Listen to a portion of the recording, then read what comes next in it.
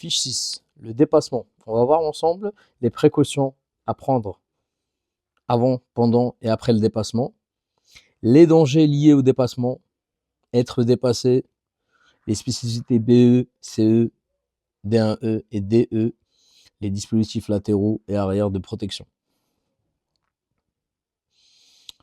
Donc, les précautions à prendre avant, pendant et après le dépassement. Avant d'effectuer le dépassement, donc déjà les dépassements avec les véhicules du groupe lourd nécessitent beaucoup d'attention à cause de leur gabarit, tonnage et dimension. S'assurer que la signalisation verticale et horizontale me permet d'effectuer le dépassement, qu'il n'y a pas de ligne continue au sol et qu'il n'y a pas de panneau ou de panonceau qui m'interdit le dépassement. Ne pas dépasser par la troisième voie pour les véhicules de plus de 3,5 tonnes ou plus de 7 mètres de long. Donc l'interdiction de dépasser par la troisième voie. Selon vous, est-ce que dans ces situations, pouvons-nous effectuer le dépassement?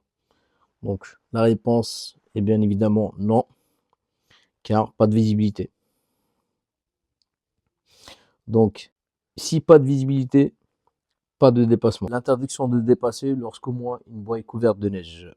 Ensuite, l'importance de l'espace nécessaire. Donc l'espace nécessaire pour effectuer le dépassement et la différence d'allure entre moi et le véhicule que je vais dépasser.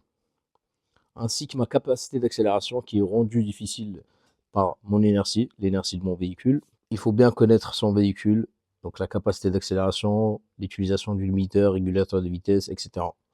Et utiliser les avertisseurs sonores et lumineux, notamment lors des croisements étroits, difficiles, sans visibilité.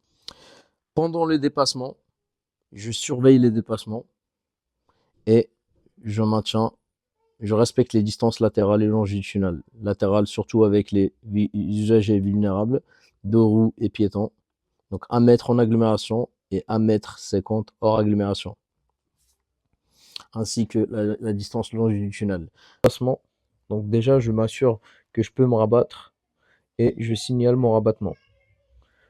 Je fais attention à ce que je ne gêne pas le véhicule dépassé.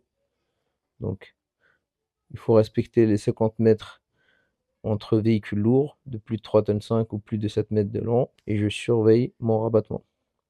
Les dangers liés au dépassement. Les dangers liés au dépassement, c'est surtout un danger d'accrochage avec le véhicule dépassé à cause d'une mauvaise appréciation de la distance ou une mauvaise appréciation de la vitesse. La déviation de trajectoire, surtout quand le bas-côté est déformé, et le départ dû au vent lors d'un passage d'une zone abritée à une zone non abritée. Être dépassé. Être dépassé. Quand je me fais dépasser, je maintiens mon allure ou je ralentis pour faciliter le dépassement. Surveiller le départ éventuel dû au vent. Ensuite, les spécificités CE, C et DE. Donc, la barre anti-encastrement arrière, elle évite aux véhicules qui sont à l'arrière de s'encastrer derrière moi. Et